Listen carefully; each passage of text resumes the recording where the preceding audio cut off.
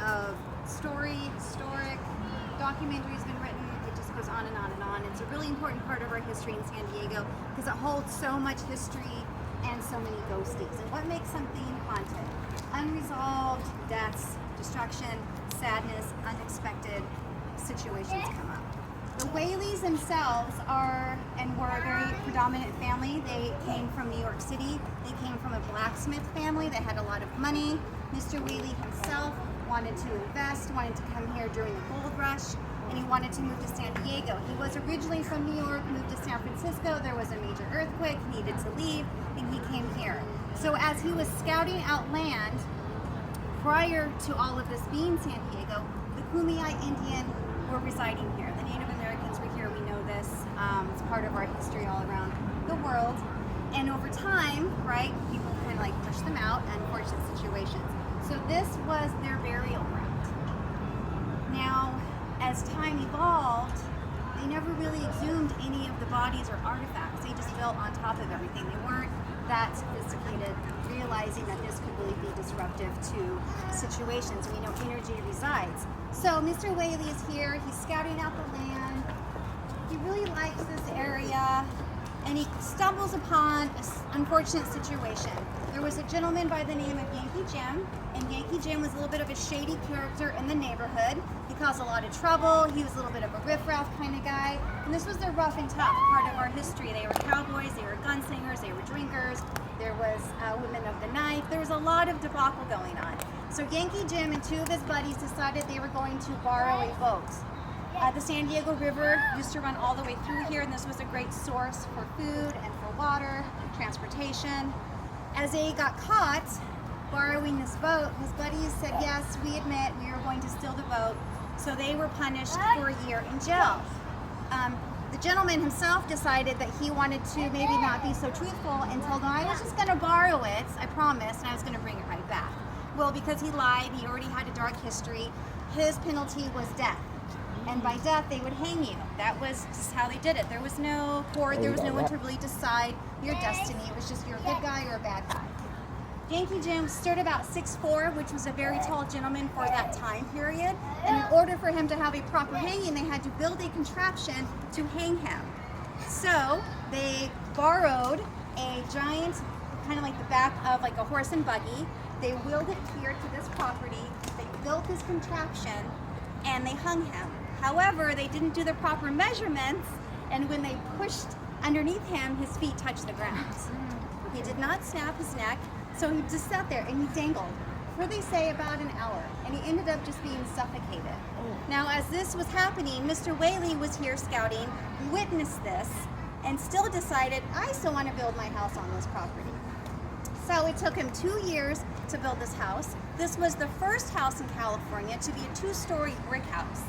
He had the ability and the manpower to physically make his own brick and hire people, which was really rare back then. This was back in like 1865, 1866. He built the first courthouse inside his house. He built the first general store inside his house. And he also built the first playhouse inside his house.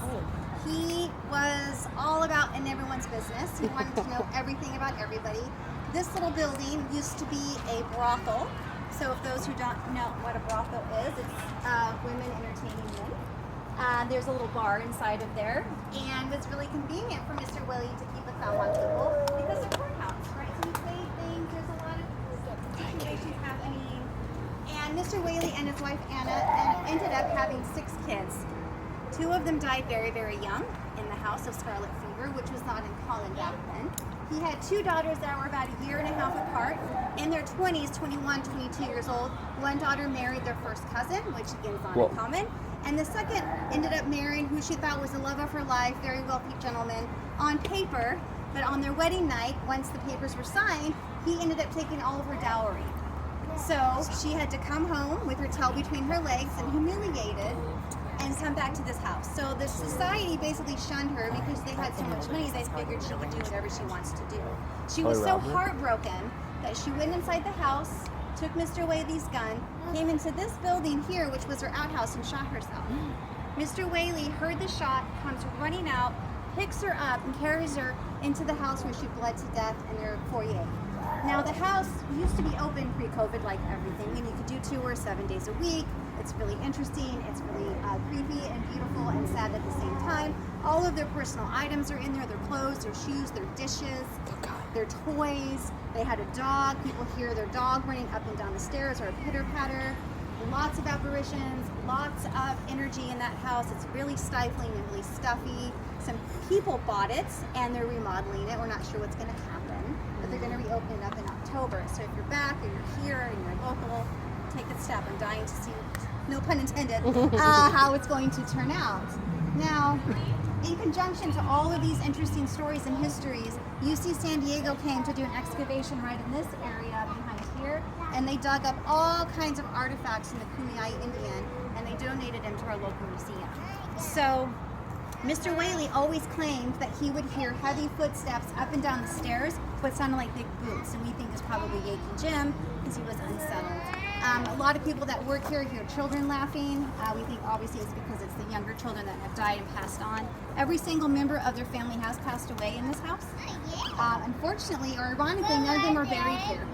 They're all buried in San Francisco and Mount Hope, which is not too far from here for some strange reason, even though we had a lot to do with it. I wish we can go inside. Unfortunately, we cannot. But you are welcome to take photographs. Almost everyone catches some kind of orb. The orbs here are either blue or yellow. We don't know what that means. This area holds a lot of energy, a lot of psychics and energy. People feel like there's a vortex going in and out in this area. They get a little dizzy, they get disoriented. Photos will be really blurry right in this area, and it looks like they're kind of like in a cyclone or a spiral. And they don't always come out. But like I said, keep taking 1 or 2 photos after each other. Are you okay? Okay.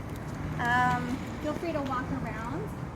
A lot of people catch Mr. Whaley upstairs with his wife in the windows and the reflections.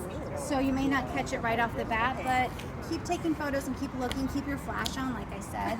They're really attracted to light.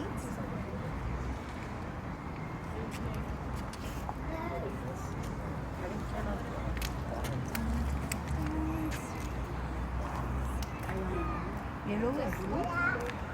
Yellow and blue? Yellow and blue are the orbs. It's like a lot of like these little lights that you'll see. I'll show you what they look like. Okay, and that is it.